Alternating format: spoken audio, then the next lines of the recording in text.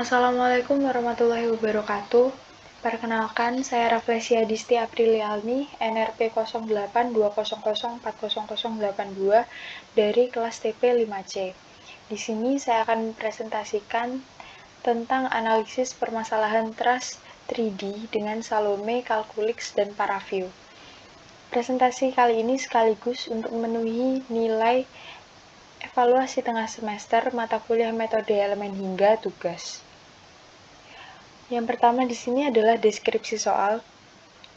Truss adalah struktur yang tersusun dari batang yang terhubung dengan pin. Truss dapat menahan gaya namun tidak dapat menahan momen. Pada kasus ini, terdapat sebuah tangki oli darurat emergency loop oil tank yang digunakan untuk mensuplai oli ke poros turbin uap. Diletakkan pada ketinggian dengan ditopang struktur truss seperti pada gambar di bawah ini. Tangki memiliki volume 5.822,22 liter dan oli memiliki massa jenis 900 kg per meter kubik. Sedangkan berat tangki kosong adalah 500 kg. Dari gambar di bawah, terdapat beberapa hal yang bisa dijadikan acuan untuk menentukan displacement, gaya reaksi, dan tegangan, yaitu yang pertama adalah struktur tersebut diasumsikan memiliki satu jenis support, yaitu support angsel yang menahan gaya secara horizontal dan vertikal terletak pada bagian bawah struktur. Yang kedua, struktur tersebut diasumsikan bahwa keempat titik nodal di puncak truss menerima beban yang sama dari tangki. Selanjutnya ini adalah gambar pemodelan truss yang akan kita kerjakan. Lalu selanjutnya adalah sifat material dan deskripsi batang. Truss tersusun dari 64 elemen atau batang yang terbuat dari material baja profil dengan diketahui pada soal nilai modulus elastisitas atau E sebesar 210 GPa, nilai yield strength sebesar 420 MPa, luas penampang atau PP dapat diketahui dari nilai PP di bawah ini, yaitu 5,6 kali 10 pangkat minus 4 meter persegi. Lalu panjang dari tiap elemen, yaitu dengan menggunakan rumus LL pada di bawah ini, didapatkan nilainya yaitu 5,64 meter.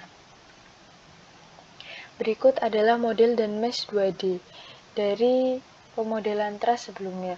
Berikut ilustrasi model geometri 2D beserta dimensinya menggunakan software Salome. Pada soal diketahui bahwa panjang tiap batang atau elemen yaitu 5,64 meter. Dapat dilihat pada gambar di bawah ini, ketiga gambar di bawah ini, bahwa panjangnya sudah memenuhi atau sama dengan yang ditentukan pada soal, yaitu 5,64 meter. Selanjutnya, ini adalah merupakan hasil meshing termasuk grouping titik nodal untuk beban dan tumpuan. Di sini diketahui nilai nodes yaitu 28, berarti terdapat 28 titik pada pemodelan ini, dan H-nya yaitu 64, yaitu berarti terdapat 64 batang pada structure ini. Pada titik atas ini kita sudah melakukan grouping, yaitu untuk force point. Lalu untuk pada bagian bawah dilakukan grouping juga untuk support point. Lalu selanjutnya adalah hasil analisis. Yang pertama yaitu gaya reaksi di tumpuan. Pada gambar sebelah kiri ini adalah gaya reaksi di tumpuan untuk magnitude yang nilainya pasti selalu positif.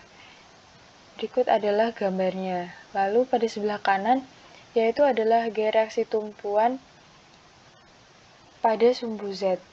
Yaitu kita dapat lihat di sini nilai terbesar yaitu diwakilkan dengan warna merah sebesar 3,6 kali 10 pangkat 2. Dan nilai terkecil yaitu yang mendapat tumpuan paling kecil yaitu bernilai minus 3,6 kali 10 pangkat 2. Lalu kemudian untuk gaya reaksi di tumpuan dari data tabel di samping Ini adalah gambar atau tabel dari titik nodal berupa support point dan force point pada file .dat yang sudah kita kerjakan. Nah, di sini dapat kita simpulkan bahwa nilai gaya reaksi terdapat pada support point yang ada pada dasar structure dan force point terdapat di puncak structure. Hal ini dipengaruhi juga oleh boundary condition yang sudah dibuat pada software Salome. Untuk gaya reaksi pada force point bernilai negatif karena pada titik tersebut arah gaya reaksi searah dengan arah gaya dari beban tangki, sedangkan untuk gaya reaksi pada support point bernilai positif. Dikarenakan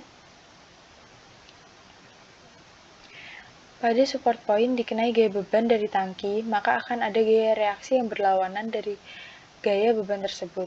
Dan mengapa nilai gaya reaksi sama? Hal itu dikarenakan karena beban yang diasumsikan yaitu dibagi sama rata 4 titik nodal. Maka dari itu nilai reaksinya sama. Di sini dapat dilihat untuk nilai Fz atau dari gaya reaksi pada sumbu Z yang sudah saya beli highlight. Nah, di situ bisa kita lihat bahwa nilainya sama dan yang membedakan hanya nilai positif dan negatifnya. Untuk support point bernilai positif dan untuk force point bernilai negatif. Lalu yang selanjutnya adalah displacement. Dari gambar di samping dapat dijelaskan bahwa nilai displacement terbesar yaitu 2,3 dikali 10 pangkat 3 yang terletak pada bagian truss yang ditunjukkan oleh warna merah. Sedangkan displacement terkecil yaitu 12 dikalikan 10 pangkat minus 15 meter yang terletak pada support point yang ditunjukkan oleh warna biru. Nilai displacement pada support point bernilai sangat kecil. Hal ini disebabkan karena pada support point ditumpuk engsel yang dapat menahan beban searah vertikal dan horizontal. Berikut adalah gambar displacement yang terdapat pada sumbu Z.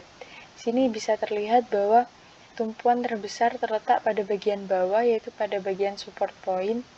Untuk displacement pada sumbu Z yaitu sebesar 1,1 kali 10 pangkat minus 14, yaitu dan nilai displacement terkecil yaitu terletak pada bagian atas atau di sini pada daerah force point yaitu sebesar minus 2,1 dikalikan 10 pangkat minus 3. Lalu kemudian adalah tegangan normal. Dari gambar di samping diketahui bahwa nilai tegangan terbesar terdapat pada elemen vertikal dari struktur truss tersebut.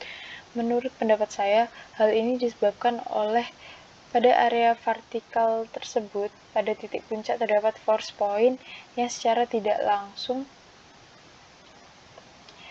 yang secara langsung titik yang dikenai oleh beban, sedangkan pada dasarnya terdapat support point. Apakah truss mengalami kegagalan dengan diketahui nilai yield stress baja profil structure tersebut sebesar 420 MPa dan nilai tegangan terbesar dari gambar di atas sebesar 26 MPa, maka truss tersebut tidak mengalami kegagalan, karena nilai tegangan yang akan dialami oleh struktur tersebut lebih rendah daripada nilai yield strength materialnya. Apabila struktur ini digunakan, akan berfungsi sebagaimana mestinya. Berikut adalah gambar tegangan normal pada sumbu Z. Di sini dapat diketahui jika pada sumbu Z nilai terbesarnya terdapat pada bagian tengah structure, tidak terdapat pada bagian horizontal structure. Maksud saya tidak terdapat pada bagian vertikal di structure. Yaitu nilai terkecilnya adalah minus 2,6 dikalikan 10 pangkat 6. Lalu untuk nilai terbesarnya yaitu 9 dikalikan 10 pangkat minus 7. Terima kasih. Sekian presentasi dari saya. Mohon maaf bila ada salah-salah kata.